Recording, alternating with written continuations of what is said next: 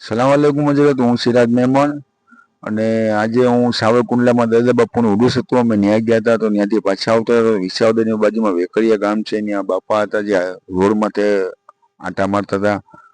બાપાને હું લઈ આવ્યો છું મારી રિક્ષામાં, કારણ કે બાપાને માનસિક બીમારી છે.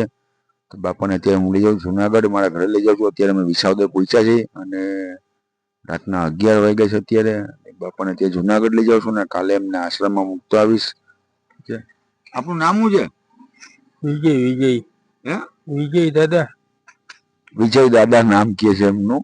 ઠીક છે, કાંઈ વાંધો નહીં. એમને કાલે હું આશ્રમમાં મૂકતો આવીશ. ઠીક છે, મારા માટે દુઆ કરજો. ખુદા હાફિઝ.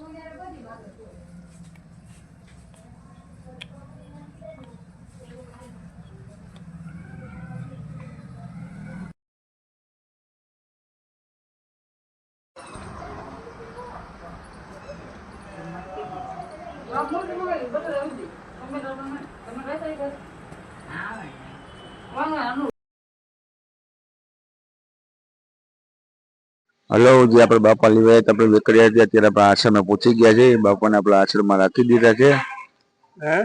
આશ્રમ બતાવો તો મને.